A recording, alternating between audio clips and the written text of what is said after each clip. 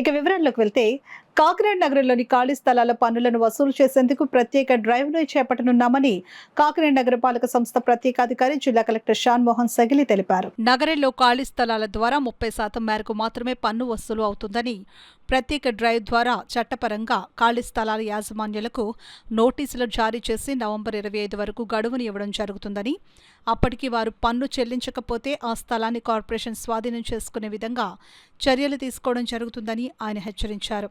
నగరపాలక సంస్థ కార్యాలయంలో ఏర్పాటు చేసిన మీడియా సమావేశంలో collector, corporation special officer Shan Mohan Sagili మీడియాతో మాట్లాడారు.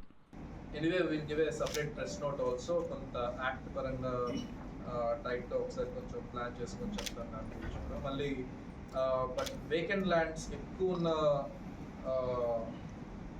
ఏరియాస్లో, ఎస్పెషల్లీ కాకినాడలో మనకున్న నీటి మట్టం అది తక్కువ ఉండేసరికి చాలా వరకు డంపింగ్ యార్డ్స్ లాగా తయారైపోయి అండ్ చాలా వరకు వాటర్ ఉంది. ఇన్ఫ్యాక్ట్ ఆ ఏరియాలో ఇంకా కంప్లీట్గా ఏదన్నా ఒక యాంటీ సోషల్ యాక్టివిటీ జరిగితే అక్కడ జరిగిన పరిస్థితి ఉంది. Lot of papers right everyday. నేను ఎవ్రీడే చాలా మంది పేపర్స్ కూడా రాస్తుంటారు. వేకెంట్ ల్యాండ్స్ అంటే vacant land is as good as a dumping yard అయిపోయింది.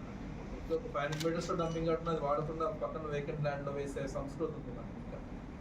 సో దీంట్లో వేకెంట్ ల్యాండ్లో ఉన్నది తీయాలన్నా, వేకెంట్ ల్యాండ్ మెయింటైన్ చేయాలన్నా కూడా government of Kakinada municipal corporation it is not easy. ఒకసారి ఆలోచించండి, ఇన్ని వేకెంట్ ల్యాండ్స్ని 24/7 కాపలా కాల్చుకుంటూ వాటిలో చెత్త వేయకుండా మేనేజ్ చేయాలి అంటే at any cost it takes lot of effort. Manpower పెట్టాలి, మనీ పెట్టాలి. సో అండ్ అన్ఫార్చునేట్లీ కాకినాడలో నాట్ ఈవెన్ 30% వేకెంట్ ల్యాండ్ ట్యాక్సెస్లో పేమెంట్స్